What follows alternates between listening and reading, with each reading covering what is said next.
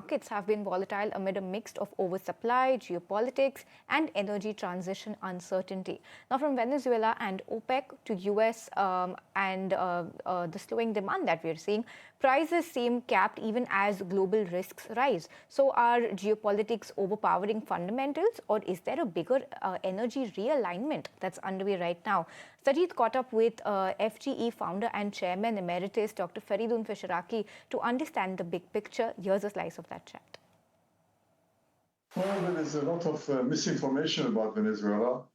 We often hear the media refer to Venezuela as having the largest oil reserves in the world, which is frankly totally untrue. On paper, maybe, but in actual practice, Venezuela is a small player in the global market. It's not a big player. And there are lots of discussions about that Trump is going to take Venezuela oil under its control and is going to impact the global market. That's not going to happen because Venezuela oil is a minor player in the global system. It's not a big player. Dr. Fesharaki, if you look at, yes, on paper it seems to be that they have a huge reserve, but what Trump is trying to say is that the U.S. companies or U.S. oil companies are going to invest billions of dollars in the U.S., in Venezuela, and that will help them take oil worth trillions of dollars into the market. How realistic is that? And are U.S. companies willing to take a risk with a regime which is, or a country which has been very, against the privatization of oil? We've seen in the past that how assets have been nationalized in that country. Do you think U.S. companies will invest billions of dollars there? I think if they have guarantees of performance by the U.S. government, they will. But the question really is that, Venezuelan oil, 85% of it is heavy crud, is really so heavy that you can virtually kill somebody with it by throwing it at the person. It doesn't flow as oil. So in order to make it flow, you have to have a manufacturing process.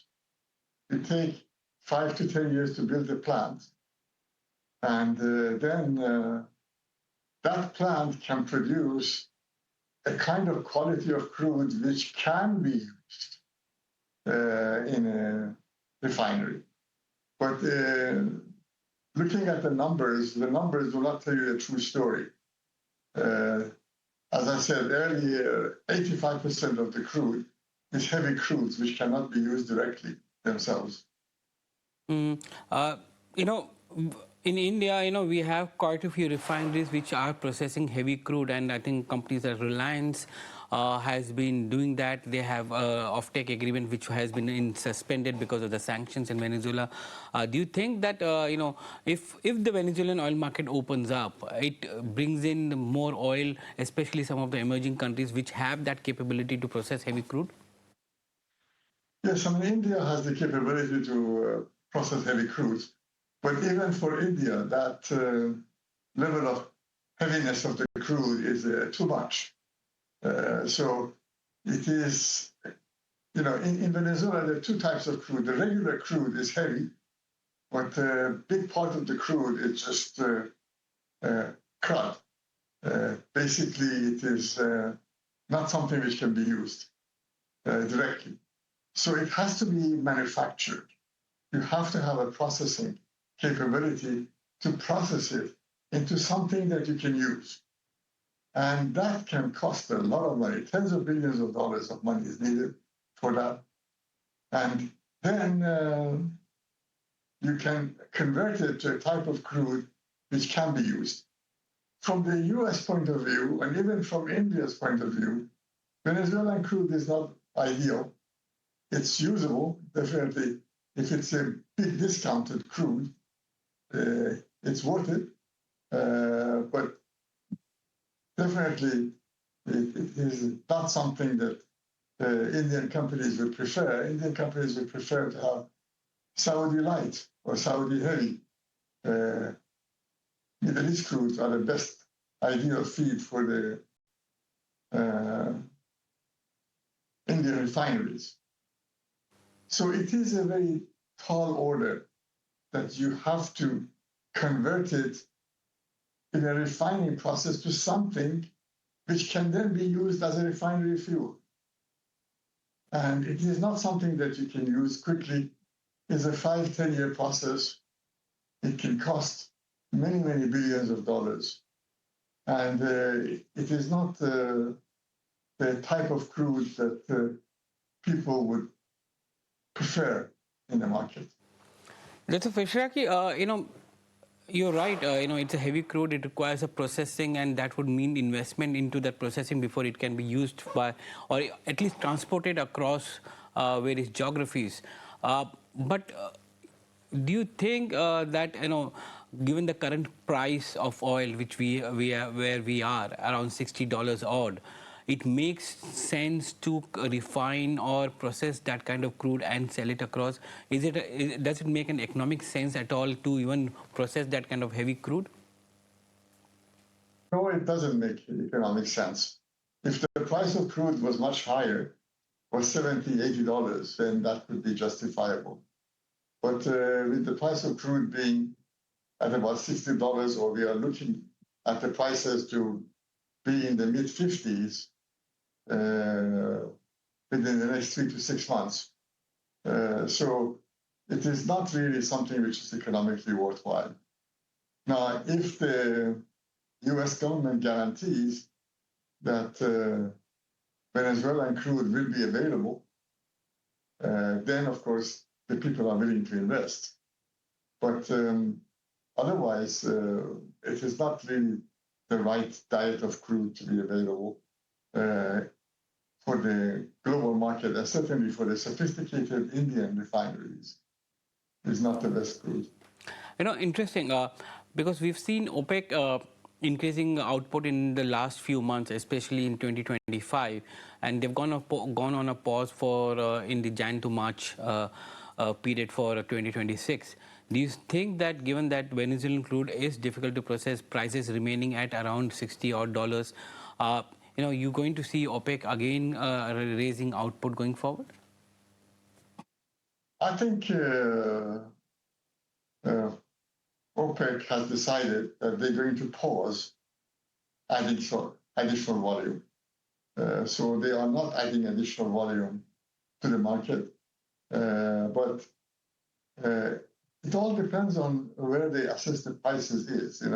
If the prices go to $50 or $53, $52, then OPEC may find it reasonable to add some volume of additional crude to the market.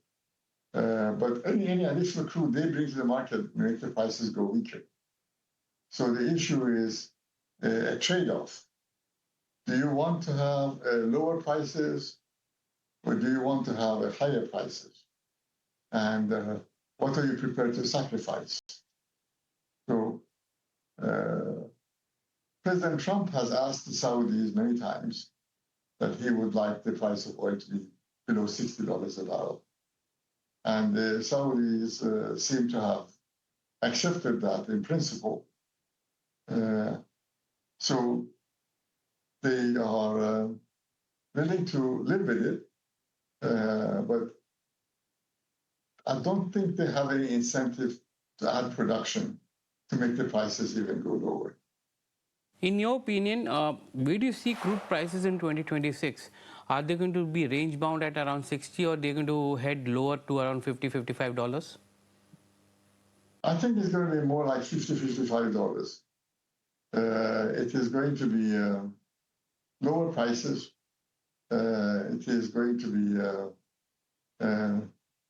a lot of OPEC oil, which has been produced, now is facing the market. There is a surplus volume in the market available.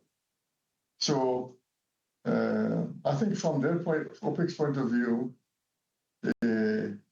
it is very likely that they would be somewhere in the range of $55 to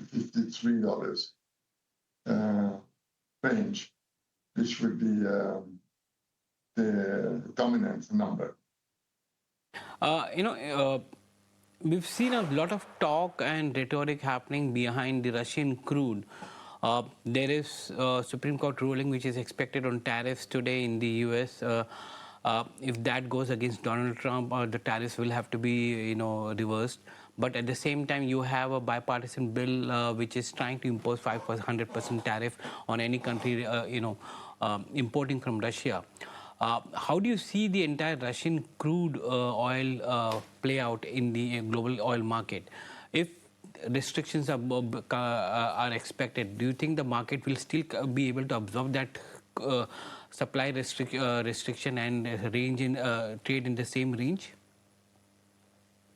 The US point of view, they would like to keep maximum pressure on Russia so that they would reach an agreement with peace in Ukraine.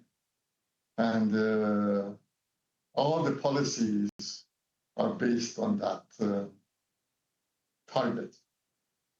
So the issues of what happens to the Russian crude is got as much to do with the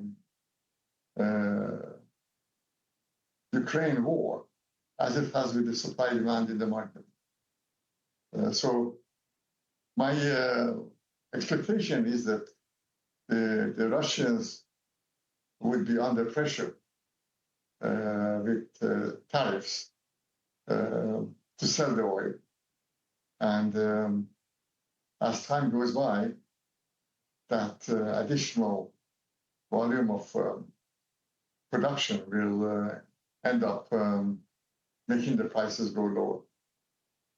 Do you see a demand for crude coming in from China? Because we've seen a muted, economic activity coming in from China. In 2026, do you expect revival of crude demand from China? And while Indian crude demand has been, a slow and steady growth, where else you can see demand for crude coming in 2026? Actually, what you say is not correct. There is not going to be a revival of demand in Russia, in China. The Chinese oil demand already has peaked. Gasoline demand already peaked. Diesel demand already has peaked. There is not going to be an increase in demand. But what is very unusual is that in China, when the price of oil is low, they build more and more storage to be able to keep cheap oil in their strategic petroleum reserve. So China adds about 500,000 barrels per day every year to the strategic storage, but it's not a demand growth at all. And how do you see demand for oil as a whole? Do you going to see some kind of demand pickup for crude oil this year? No, we don't see demand pickup for crude oil. Actually, one of the things to keep in mind is that demand for oil may be rising, but most of the demand which is rising is from biofuels. So actually, if you exclude biofuels, demand growth for oil is almost zero worldwide, zero growth. But biofuel demand is growing, and NGLs are growing. So it is the regular refinery-based oil is not growing, but non-refinery-based crude oil is growing. And that is mainly, as I said, mainly NGLs and biofuels. Okay, that's the word coming in from Dr. Fereidun Fesharaki on where he expects the oil prices to head, given everything that's been happening and shaping up geopolitically with US, Venezuela, and other factors at play. On that note, viewers, time to slip into a very short break. On the other side, we're going to have a very interesting conversation lined up for you on